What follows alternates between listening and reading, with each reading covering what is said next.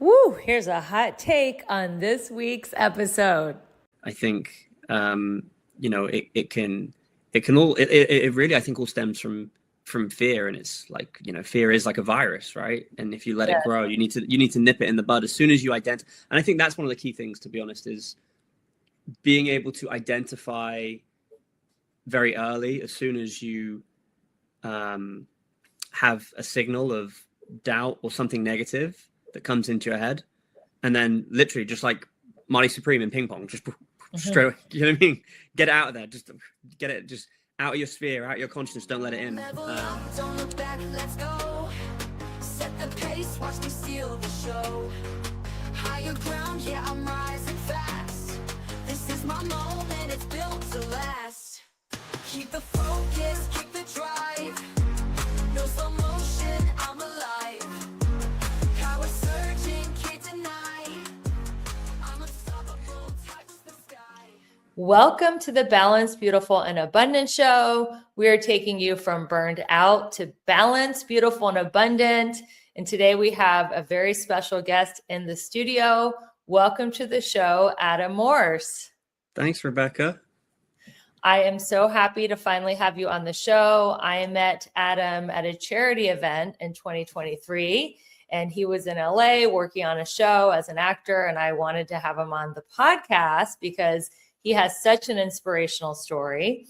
And when I tell you his background, you are definitely going to want to clear your schedule and listen to this show because it's going to be very inspiring. So Adam is a reminder that vision has nothing to do with eyesight. He is the first award-winning blind filmmaker to be celebrated in Hollywood. And he is also an actor, speaker, and screenwriter. Adam is redefining what's possible for the disability community. Adam's work challenges outdated narratives around limitation, creativity, and success, proving that true vision comes from clarity, courage, and conviction. Today, we're talking about purpose, perception, creativity, and what it truly means to see life clearly. Let's get into the show.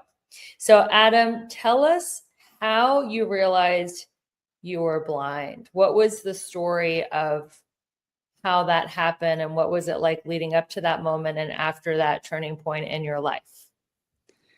Yeah, that was a really strange time because I had perfect eyesight until 2009, and I was 19 years old when I first started noticing an issue with my eyesight, and I figured I just needed glasses. So I went to the opticians, and they tried correcting this very small.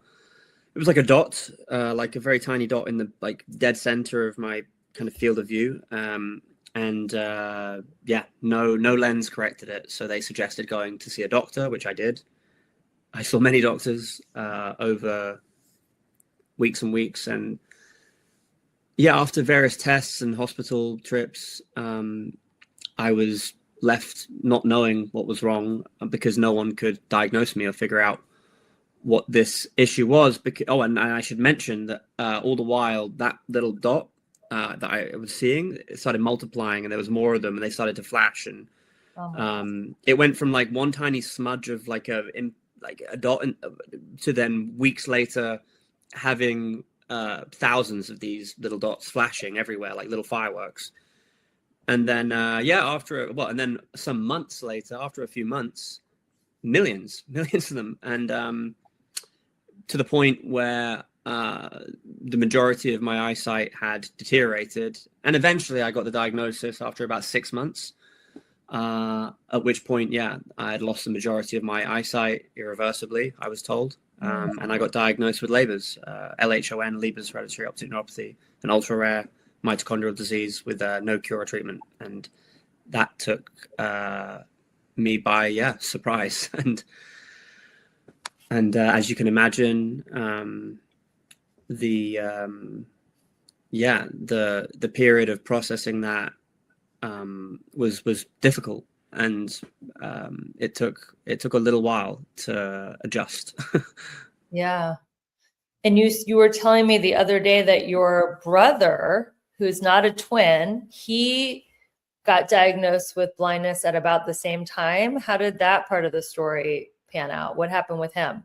Well, that was the bizarre Yeah. part of it all, because the professors and the doctors that, well, even before they diagnosed me, my brother was complaining about sight loss at the same time. And I didn't even believe him at first, to be honest, because I just thought, you know, this is too much of a coincidence. And no, it turned out, yeah, he also was dealing with the exact same symptoms, the same thing. But yeah, we're 3 years apart in age. He's 3 years younger than me, but we went blind at the same time to the same rare, incurable eye condition. Which, And yeah. go ahead. Was it? No, I was gonna say, which ironic. I mean, like, well, it brought us closer together. I mean, it was something that really bonded us, because we both got the diagnosis around the same time, you know, with the deterioration happening at the same time. And, you know, he was 16, I was 19, we're both kids, you know, our whole lives ahead of us, you know, took for granted everything that we could do then, that we, you know, love doing. Or, you know, I was, whether it was just, you know, playing soccer or driving or reading, writing, recognizing people, Wow. all the stuff that most people, I suppose, would take for granted. And yeah, he was learning how to play guitar at the time. I was writing my first movie script at the time when I was 19, and he had sort of crammed as much music theory into his head, reading tablature and everything, with his remaining eyesight, before it faded to the point where he couldn't read anymore or see any. So yeah, fortunately he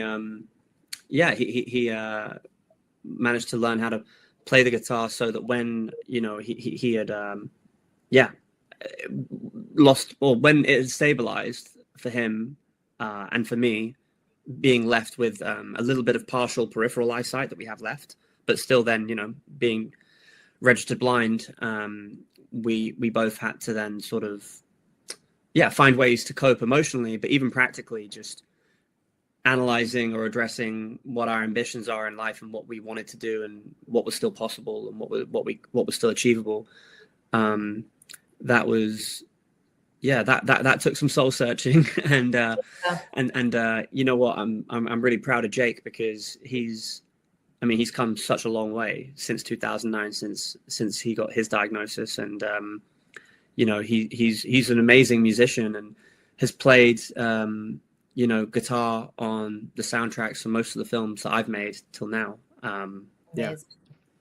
It's amazing that you guys both started in the performing arts and you're still in the performing arts after your diagnosis. Tell us the story of when you received that award from Hollywood and they didn't know you were blind and you knew you were blind, and what that incident was like for you. Oh yeah, that was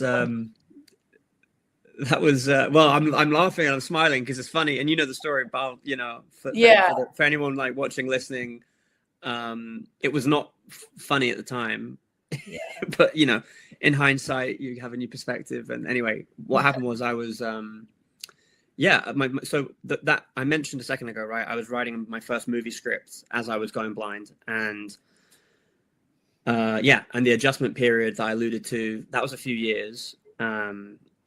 And well, I think three to be specific, before I picked myself up and started to reprogram myself mentally in terms of, you know, just changing my attitude and my outlook on what was possible still for me in the arts and in life, but especially as an artist, and recognizing that being differently abled doesn't mean that you're disabled as an artist, and you might have a different process, but you can still deliver.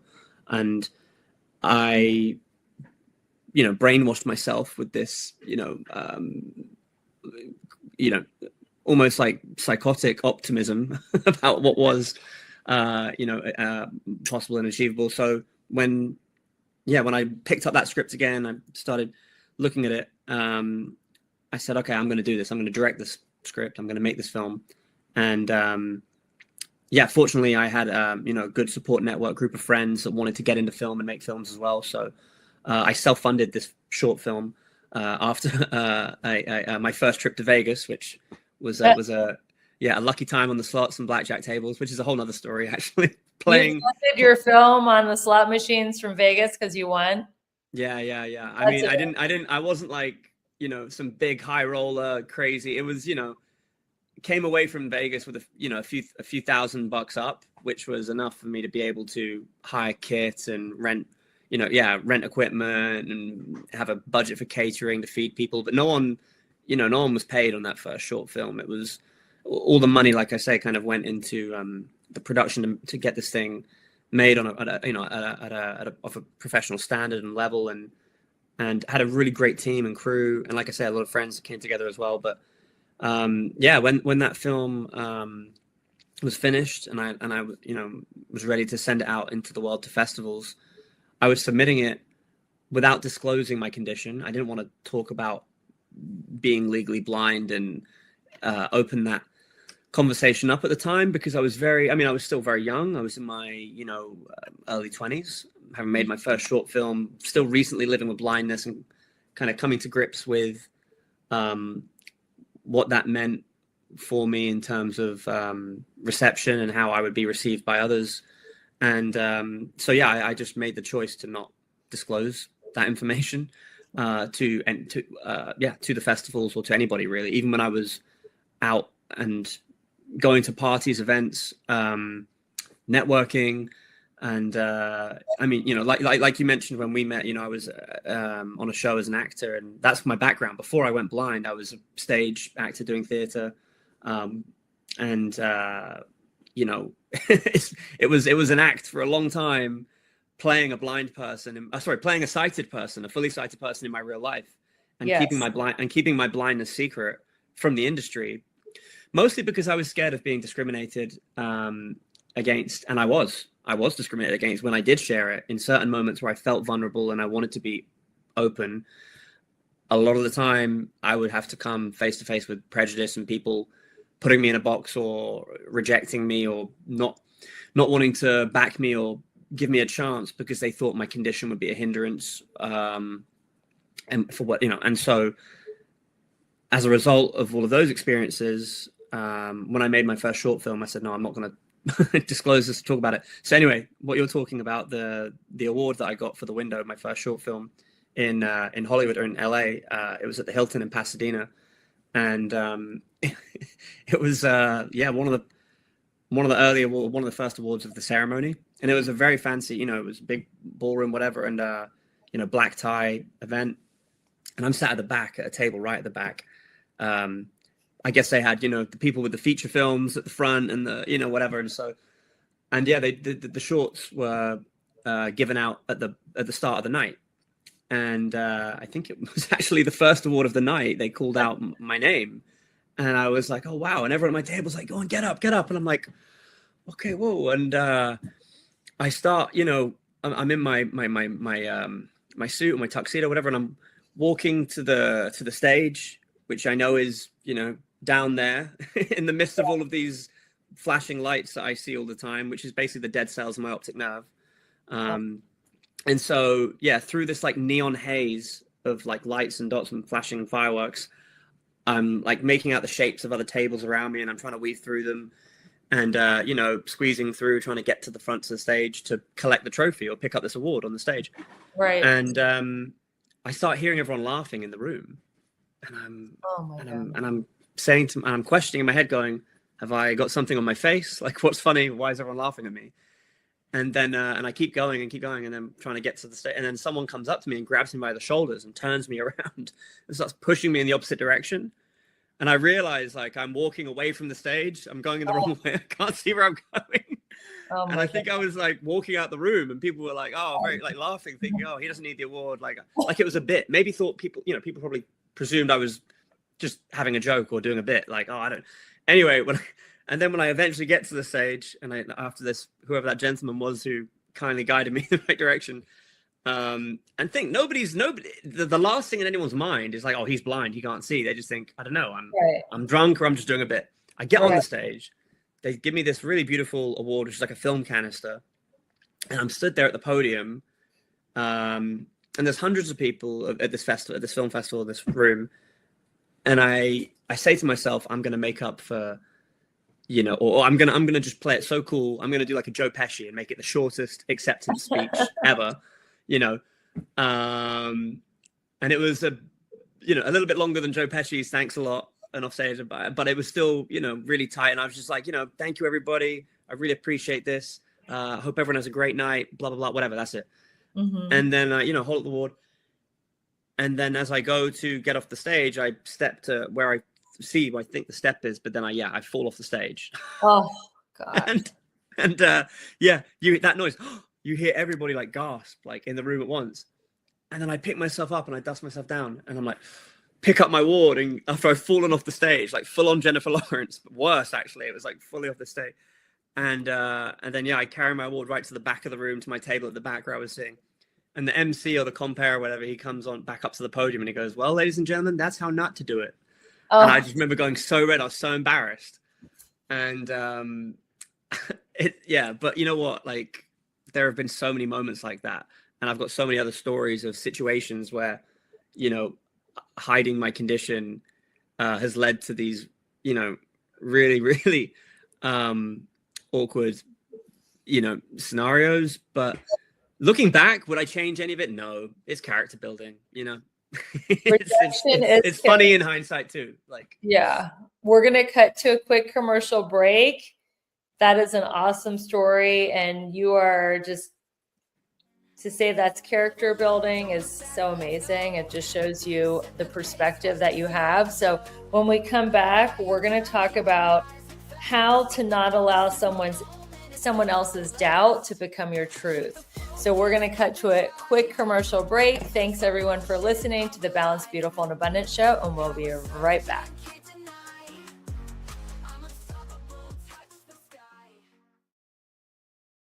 Do you remember slumber parties as a kid? Wearing pajamas, laughing until midnight, eating delicious food, and feeling completely free before the bills, the responsibilities, and the pressure of adult life. What if you could experience that magic again as an adult? On February 27th and 28th, I'm hosting the second Soulful Slumber Party in Cincinnati, Ohio. The first one sold out, and this experience is truly unforgettable. You'll receive luxury silk pajamas, a night at a beautiful hotel, a sacred cacao ceremony, a gentle yoga session, a professional photo shoot, my signature 7 Pillars of Abundance workshop, and an elegant dinner party with an incredible group of like-minded women. This is your chance to reconnect with your joy, your vision, and yourself. If you feel called, apply through the link in the show notes. I'll see you at the slumber party. Hey there, it's Rebecca, your magnetic abundance mentor. Let me ask you something. Are you feeling stuck, burned out, or like life just isn't as juicy as you know it can be? If you're nodding right along, it's time for a breakthrough. My coaching program is designed to help you align your life in all 7 pillars of abundance: spiritual, physical, emotional, romantic, mental, social, and financial, so you can finally live that big, bold, sexy, and adventurous life you deserve. And here's the best part. I'm inviting you to schedule a breakthrough call with me.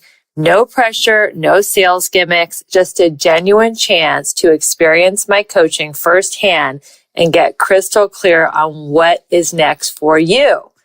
Because your best life is not a someday thing, it's a right now thing.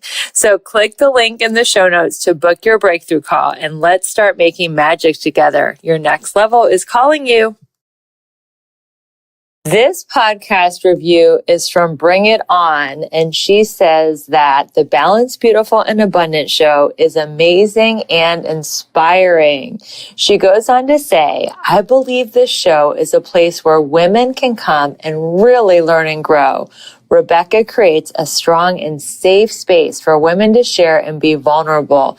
I highly recommend this podcast. Thank you so much, and it is absolutely a safe place for all women to come and learn. Thanks for being a great listener.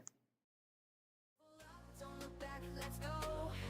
Set the pace, watch me steal the show. Higher ground, yeah, I'm rising fast. Welcome back, everyone. We are here in the studio with Adam Morse. He's actually tuning in from England, and I'm in Cincinnati, Ohio. He is an award-winning actor, film director, screenwriter, and he is legally blind. And I would like to know, Adam, because you did just share a story where you experienced, laughter and judgment, but now you have a sense of humor about it and a whole different perspective. So how do you not allow someone else's doubt or judgment to become your personal truth?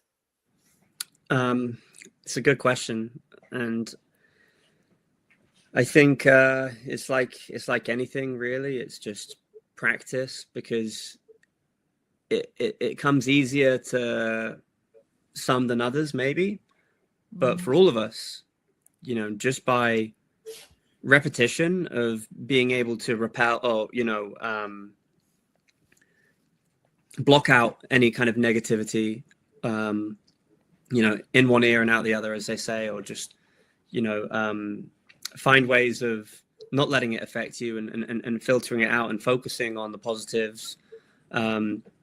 These sound like kind of obvious or cliche mantras, but it does take work to practice it on a daily basis and do it to the point where it becomes first nature, and not second nature. And you do need to kind of brainwash yourself into being in that state all the time. It can't be a part-time practice, because I do feel like naturally doubts creep into all of us. That is just being a human being, right? Being a human, you sometimes have doubts, you have ego, you have sensitivities around whatever complexes you may or may not have. But yeah, for myself, I try to it's been interesting, because I'm still evolving and learning now all the time. I'm trying to improve ways to practice being positive, and having a barrier or a shield against a spiritual shield, and a mental barrier to block out negativity and external doubt or doubters, because we're always going to encounter those in life, and it's just really important not to let other people's doubt infect your mind, because I think it really, I think, all stems from fear. And it's like, fear is like a virus, right? And if you let it grow, you need to nip it in the bud as soon as you identify. And I think that's one of the key things, to be honest, is being able to identify very early, as soon as you have a signal of doubt or something negative that comes into your head, and then literally, just like Marty Supreme in ping pong, just straight, you know what I mean? Get it out of there, just get it just out of your sphere, out of your consciousness, don't let it in. And that's what I do, and that's what I've been doing for the longest time, as long as I can remember, really. Just even before losing my eyesight, I think I've always maybe been this way inclined. Maybe that's kind of always been who I am in my core. But as a result of living with my condition, the experiences that I've had to go through, it has forced me to be even more so, in that sense of finding strength, resilience, and then having to create a sense of determination inside yourself to say, well, and also just recognizing other people's doubts. That's what do they say? It's like reflection is projection, or maybe the other way around. But when someone else tries to put something on you, it's usually their own stuff that they're dealing with, that they're trying to put, you know what I mean? And just being aware of that, and then not letting it get to you and going, is this really my problem? Or is this, a problem from somewhere else? Because it is, I feel like 99.9% of the time external, this stuff, even though we process it internally, doubts and whatever else, it's not actually coming from inside us. It's coming from outside. Yeah. I really like what they say in the 4 agreements. Don Miguel Ruiz, never take anything personally, as one of the 4 agreements. And when people are doubting or rejecting or judging us, it's more of a reflection on their own internal narrative and how they see the world than how we see the world. You said you relied on some mantras or affirmations to keep yourself positive when you do feel self-doubt. What are some of the affirmations that have worked for you through the years, or mantras? Oh, I mean, there's like probably a whole book I could write on them, but so many. Love and light protect me, and that's a big thing for me, is just finding a way to lead with love, and generosity, even when people try and throw shade or are dealing with their own hatred. Usually it's because they hate themselves. Yeah. And I think the best way to kind of deal with those individuals is to send them love, and you kind of watch them malfunction, because they expect like a tit for tat, or for you to give it back. But when you don't, and you lead with light and love, and every day, if you tell yourself that you're protected by love and light, and you lead with light and love, that's my biggest mantra, to be honest, because I feel like the causality of everything that follows from that is this really beautiful ripple effect, especially if you root yourself in empathy, and you can be kind and generous when building connections with people, with new people, even with situations outside of business personally, but I think especially in business too, when you come to the table with some kind of an offer before an ask, and just think, how can you help somebody else, whether it's just making a connection. I mean, I love connecting people. Anyone that knows me has probably been introduced to somebody else by me, and I just love seeing, like I say again, the ripple effect of that, because so many good things in my life, and even looking at like the best experiences that me and my other half, Julia, and I have shared. We sit down and we do the detective work, and we kind of work the case backwards and go, how did we get here? How did we get here? How this amazing place, or this moment, or with these people? And then when you do work it, and you go, oh, because it was so and so. But how do we know so and so? Oh, hang on, that was through them, and then he or she, like, and then it goes back to somebody that has no idea the chain reaction that they've caused just by connecting someone to someone else. So I just think connecting people with each other is the most amazing thing, in life. And yeah, so yeah, rooting yourself in gratitude is always a good way to start when practicing any kind of affirmations or mantras, because then it automatically elevates your frequency higher, and you feel good, right? Because then when you want to think about what you want to do next, it's kind of, you're already in the space of how you want to feel, or where you're going to be when you get to that place. It's beautiful. And that's probably why you are so successful and well-adjusted in your differently abled state, is because you're like, well, I don't have sight, but I have all these other things in my life to be grateful for. And then you just build on that. So that is really beautiful. So how do you define, you're welcome. How do you define having vision versus having sight? Yeah, they are two different things, for sure. And I think the way I define it is the way that a lot of people do, maybe not everybody. And this is why I enjoy actually talking about this. So thanks for asking that question, because the literal definition, I believe, is what I preach, which is sight is something physical, right? And it's what we use to map our physical surroundings. Whereas vision is something spiritual. It's something internal. Yeah. It comes from our mind's eye, right? And when we're able to tap into vision, to get scientific, the pineal gland, when we download from our imagination and we open ourselves up to seeing something that doesn't yet exist, that's how we bring it into reality. And it can be something long-term, or it can be a split-second decision, on a football field, a quick instinctive play that an athlete or someone does, or for an artist with a paintbrush, and just, they're in a flow state, and next thing you know, they step back from the canvas. Whoa, that came out of me. How did that come to be? It's like, this streaming process vision sometimes, where you're seeing something without seeing it, or it's just kind of coming from you. And then obviously, there are more sort of premeditated third eye vision experiences where you can really, have a vivid picture of something or a situation or an experience, and then you catch up with that timeline, and then all of a sudden it becomes a part of your reality. And that's the amazing thing about vision.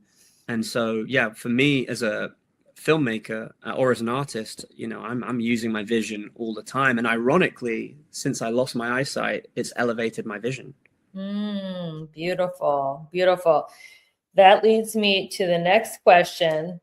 You say that creativity lies in the imagination, not in the eyes. What is your process for accessing your imagination? So for me, my biggest, I suppose, resource for igniting my imagination is music. Ooh. Always has been as well.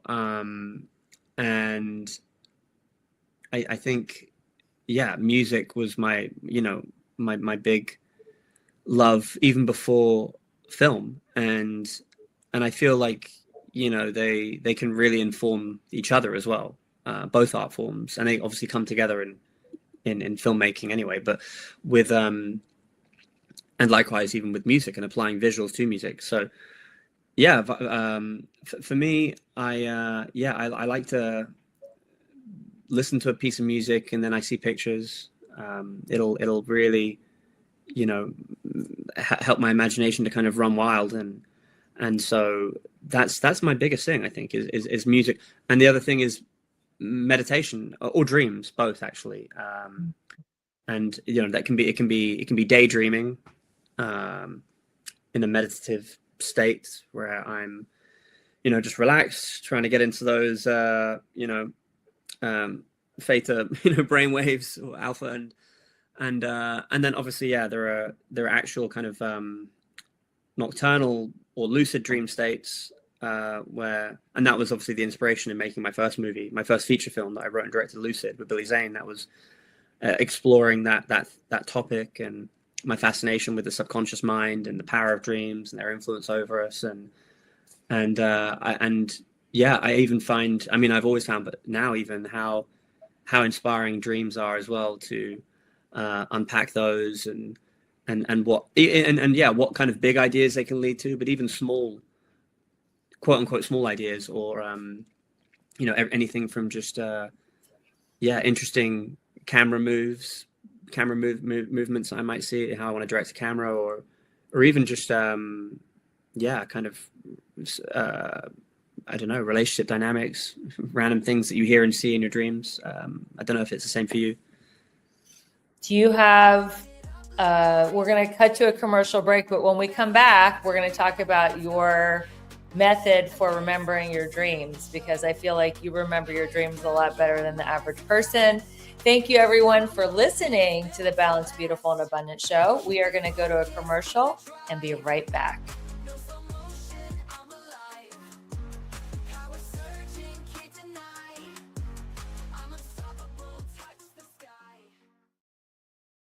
Okay, can I be real for a second? You're out there crushing it in some areas of your life, but in others, it's like a hot mess express. Sound familiar? Here's the thing. You're not just meant to survive, you're meant to thrive.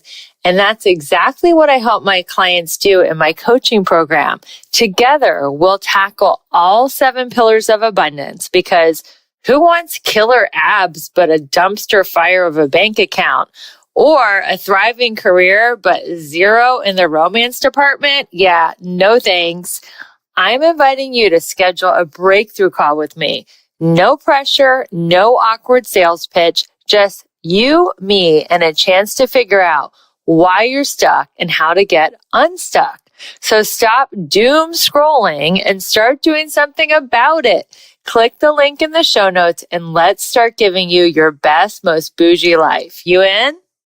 I want to share something personal that has truly changed how I feel in my body. Like so many women, I was eating healthy, working out, and doing all the right things, but still my metabolism felt slower. I was holding on to belly fat, craving sweets, and my energy wasn't consistent. That's when I started using the Ever Balance and GBX Slim to Fit Duo. What I noticed from these two supplements was incredible.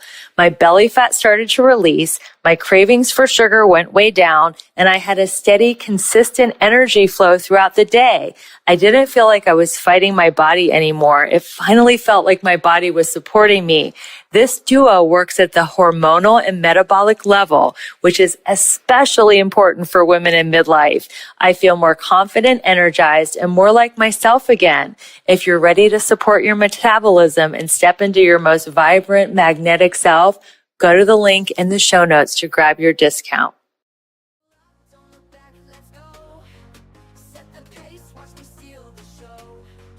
Higher ground, yeah, I'm rising fast. Welcome back, everyone. And we're here with differently abled director Adam Morse. He's legally blind. He is going to tell us how he remembers his dreams so lucidly. What is your methodology? So, like in my movie, Lucid, I did all of that and more. And that's the thing, actually. In writing that screenplay, I really had a dense draft of it early on, which went into the real finer details of how you can induce lucid dreams and practice lucid dreaming. But that high page count made for a longer and bigger budget film. We're making something independent. So, and also, to be honest, creatively, it made sense to kind of just focus more on the characters rather than the practice of lucid dreaming and getting too technical about it. Because it wasn't I wasn't making a documentary about how to lucid dream. I was making a narrative film and a story about a young man and his anxiety issues and how he was overcoming that with dream therapy. But yeah, in the film, obviously, he looks at his hands a lot as like a way of kind of, a cue of catching himself when he is in a dream state to become lucid. But in terms of, remembering them, Billy Zane, who plays the dream doctor, he says it in the film, writing it down, writing all your dreams down over and over again, it actually, it tricks your brain into deeming dream memories as valuable, which typically it doesn't. It automatically dumps them in the short-term memory and they get lost. But if you continue to write down your dreams every day, your brain will start to think, okay, this stuff is valuable, and then commit it to the long-term memory more, and you'll start to remember your dreams more clearly. And through doing that, you'll actually start to have more lucid dreams. To go a step further and get really extreme, which is something, just caveat for anyone listening, watching, I don't recommend this necessarily, but you can actually go a step further by alarming yourself out of REM cycles 3-4 times a night, rather than just waking up in the morning. What do I remember in my dream? Writing it down.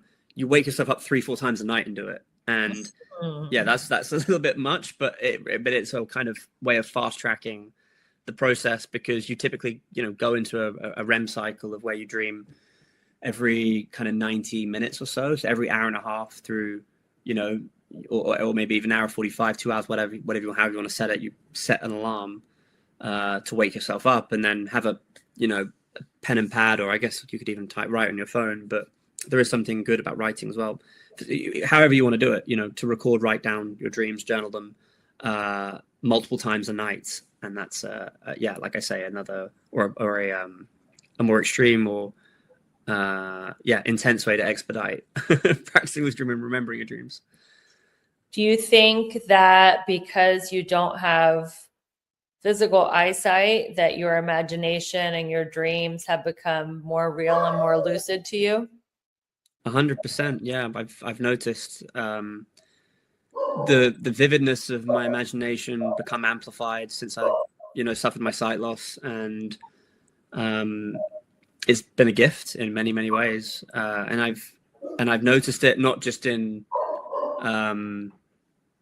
nocturnal dreams, but even just daydreaming and meditation, and how I'm able to tap into my mind's eye in a new way that is pretty awesome. Feels like a superpower, to be honest. I think you do have a superpower. How do you practice meditation? What is your technique? So I do a lot of TM, transcendental meditation, which I really enjoy. And I have, on occasion dabbled in some guided meditations as well, but I prefer TM because from my experience, meditating unguided, when you just have pure consciousness to tap into without any kind of distractions or a voice guiding you or anything else, you can find you can go somewhere really deep, really deep, and in a short space of time too. And it's funny though, because when we talk about meditation, we do always kind of think about these common or more, I suppose, commercially practiced forms of meditation. But I think even just being in the shower is a form of meditation. Even just listening to a piece of music in the car drive, like you can be meditating whilst you're driving. You can be meditating in so many different places and ways, and it's pretty awesome, So for me, I think whether I'm doing breath work or Wim Hof or something else, that's another way of meditating. Like I say, if I'm just sitting in silence for 20 minutes, doing TM, transcendental meditation, or like I say, I'm taking a shower or even just going for a walk. There's so many ways to get yourself in that kind of a brain state, I think it's always good to explore, new ways to get there. Beautiful. So your life has had, a lot of twists and turns, highs and lows. You've been on major hit shows, and you've also obviously had this differently abled turn of fate. So how did you pull yourself through the darkest, most discouraging moments of your career? Because Hollywood can be a very shallow, superficial business. Yeah, sure is. Yeah. It very well. It kind of goes back to a lot of the stuff we were talking about before, right? Being able to instill a resilience inside yourself and not give up or give in to someone else's expectations or demands of who they want you to be. And that's a big thing in Hollywood,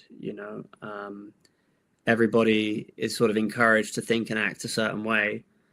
And even, commercially, there are trends you're supposed to follow, as an artist to set yourself up for success and have a better shot, being able to do what you want to do. And so it's interesting. It's a balance, and this is why it's probably a fitting conversation for this podcast, because like anything in life, right, you need to find the balance. But in the business and in Hollywood, I think, there's a real art.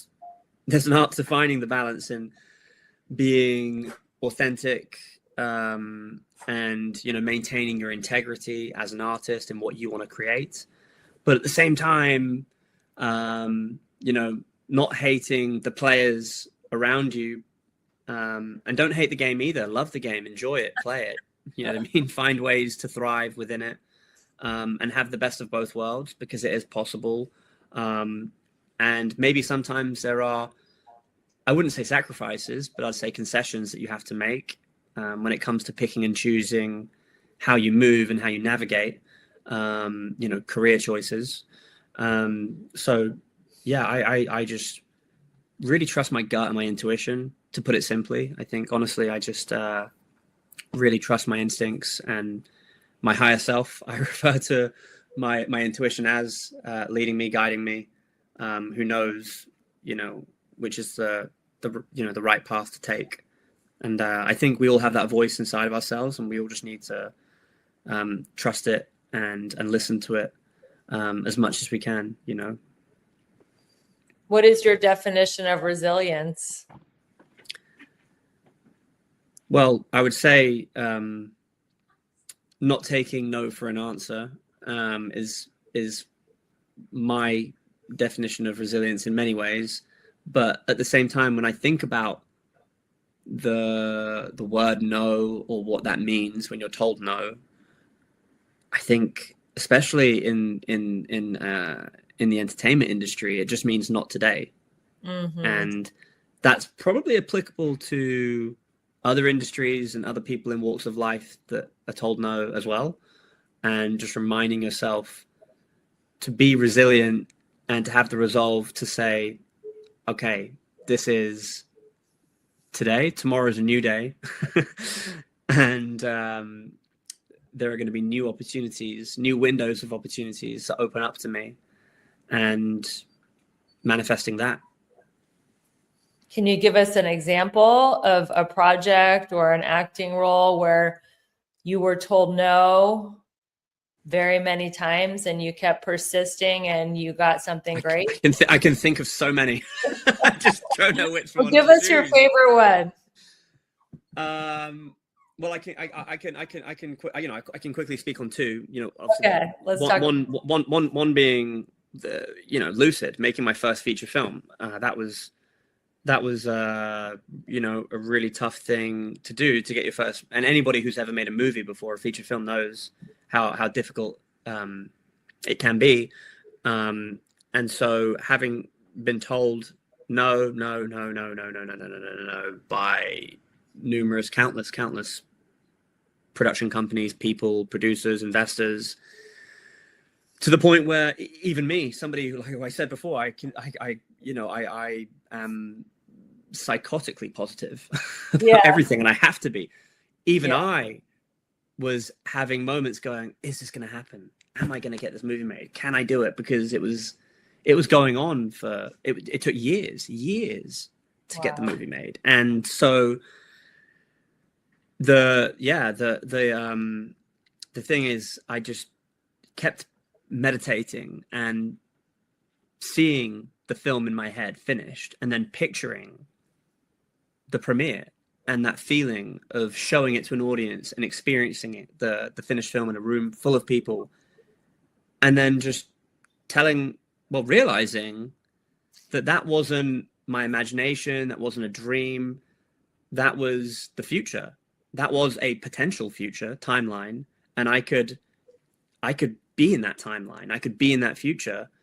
I just need to align with it and just live in that frequency and keep in it. Because every time I was dealing with somebody trying to bring my frequency down and telling me I was, letting it knock, well, it was knocking me naturally. But then, that was I think that was the biggest part in kind of defining or building my character to be resilient, was getting that first movie made. But another, example of just being told no in a moment and then kind of, I don't know, sidestepping and beelining for another way in, because as Julia Vavara, my other half, life partner, business partner, always says, if the door's closed, go in through the window. Yeah. It's so true. I love that, because I remember having my first meeting with Apple, and it was a general meeting with me as a director, a director, to talk about their upcoming slate of shows and films at Apple TV. And this was just before Apple TV was launching. This was like 2019.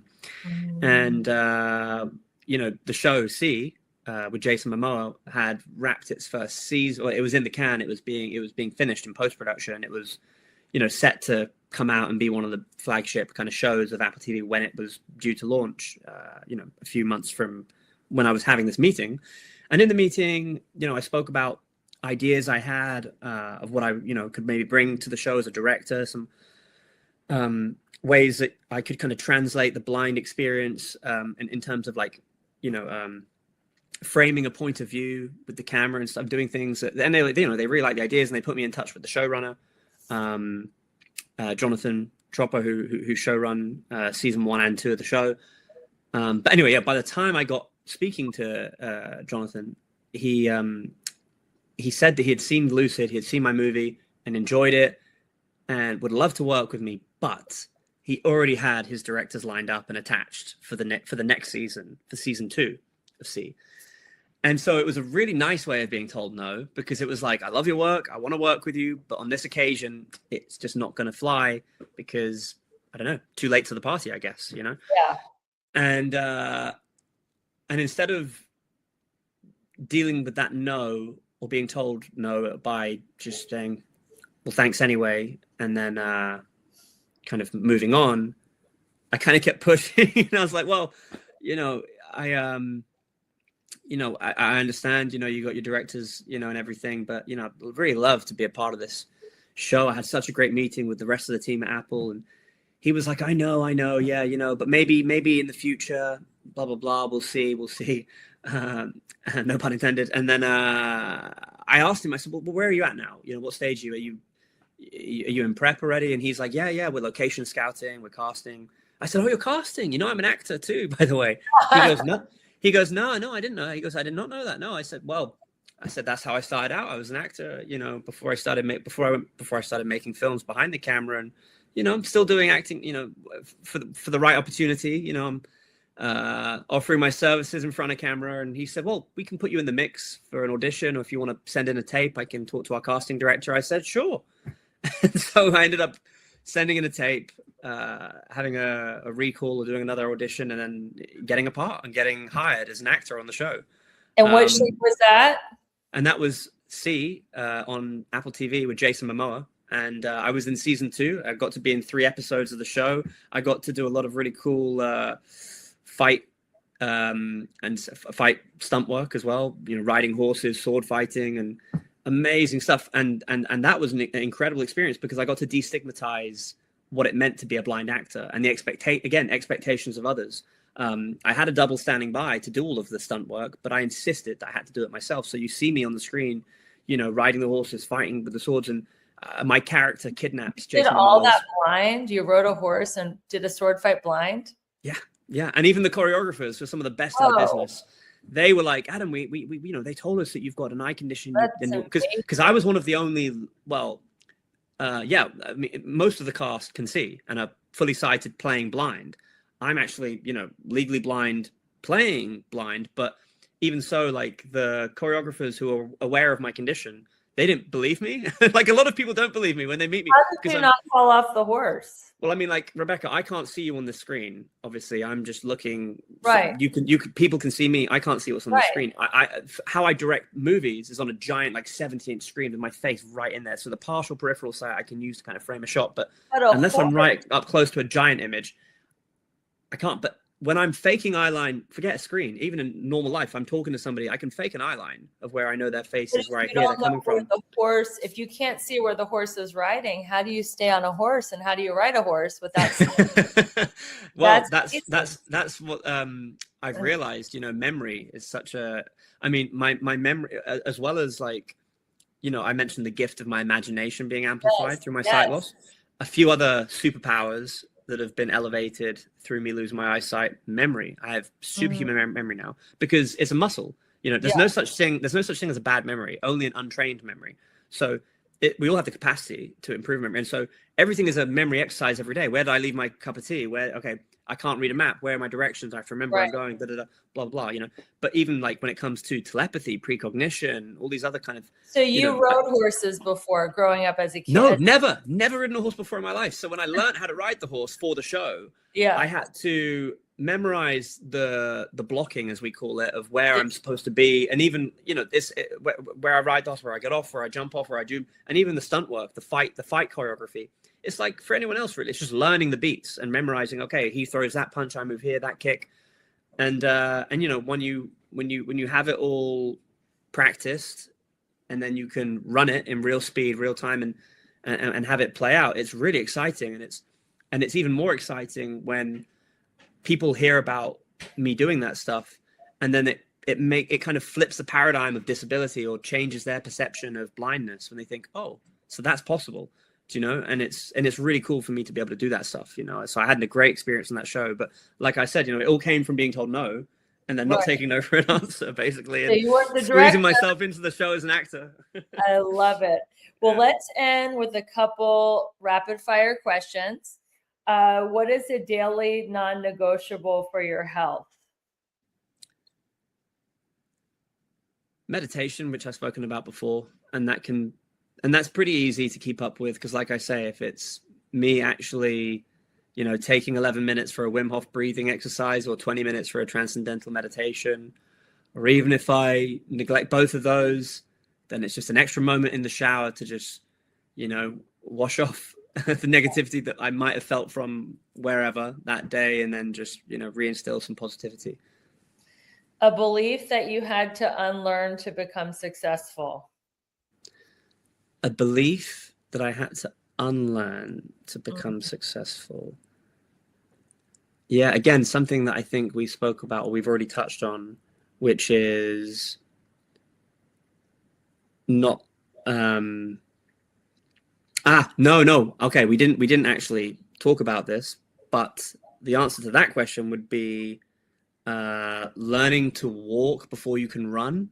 You heard that one? I think a lot of people have heard of that, right? Yeah, but I don't like that expression, and it's a belief that a lot of people have.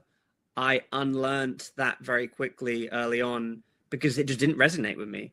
I am of a different mindset, which is build the plane as you're flying it. yeah. And it's worked out fine for me. In fact, it's worked out really well. And I encourage everybody to adopt that mindset or that mantra or that, you know, to learn how to build the plane as you're flying it. And if anyone tells you, like for me, when I made my first short film and I wanted to make a feature film, they were like, oh, you should make a few more. I remember so many producers kept saying, make a few more shorts first, you know, learn how to walk before you can run. And I was like, okay, listen. At first I was trying to listen to them because they were older, more experienced. And I thought, well, they must know what they're talking about. But no. I think, yeah, that's something that a lot of people should unlearn, is being told walk before you can run. If you feel like you're ready to run. You know what I mean? Go. Don't do things in the order that other people tell you that you have to do them. You know, don't limit your ambition, and don't limit what you believe is possible for yourself. And you'll learn more running than walking, because exactly, that's the biggest thing. Taking yourself outside your comfort zone is where we evolve the most, right? When we're in discomfort, to learn on the exactly.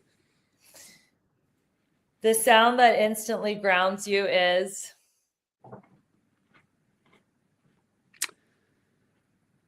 nature. Beautiful. Amazing. Well, this has been such a great conversation, Adam Morse. Tell us about your upcoming project and where can people find you online? Thank you, Rebecca. Really enjoyed the conversation. People can find me on Instagram at The Morse Force. And we are almost finished. Well, we're in the process of filming a documentary. I say we. Julia, who I've mentioned a couple of times on the podcast, my other half, who's a very talented filmmaker and director in her own right, she's making a documentary about my story, and it's called Blind Ambition, and it's documenting my sight loss and then rise into becoming a filmmaker and everything that I've done in recent years. And also, I would love people to look at the work that we're doing with the Crystal Vision Foundation, which is my nonprofit that helps blind artists who want to get into film and TV and kind of follow in my footsteps and do what I'm doing. And although, I am, celebrated a lot for being the blind director, and I've kind of cornered the market, I suppose, according to the internet with, the stuff that I've done, being the first blind filmmaker to direct a Super Bowl commercial, or, make feature film with Hollywood actors, blah, blah, blah. There is the potential for millions of blind people around the world who have talent, that have vision, to do the same as me. And so we want to nurture them. We want to give them training. We want to give them mentorship, help them on their journeys, and prove that this stigma that's associated with blindness and disability is outdated and does not apply. If anyone wants to look up the Crystal Vision Foundation, or even reach out to me directly, or knows anybody from the blind community or on the blind spectrum that might be interested in getting into the arts, film and TV, happy to help. Amazing. Well, thank you again, Adam Morse, and thank you, listeners, for being a part of this community. Yes. Knowing that you can achieve success in life through alignment, not the hustle and grind. There are 7 pillars of abundance, and you can live your balanced, beautiful, and abundant life. Thank you so much for sharing this podcast with a friend. I know they will be very inspired and grateful to hear Adam's message. And until we meet again, keep your vibe high and magnetize. Bye, everyone. Love it. Set the pace, watch me steal the show. Higher ground, yeah, I'm rising fast. This is my moment, it's built to last. So excited to share a review from Melissa Myers, the Glow Girl. She says, inspiring podcast. Rebecca has a gift for creating meaningful, empowering conversations that leave you feeling inspired and uplifted. Balanced, beautiful, abundant is like sitting down with a wise, soulful friend who truly wants you to thrive in every area of your life. I love how she blends practical advice with spiritual insights. I'm so grateful I found it. Well, Melissa, we're so grateful that you found us, and we can't wait to find out how you are glowing and growing by using this podcast as a tool. And everybody who's listening and sharing, thank you so much for your support. And it's such a joy to be on this journey with you.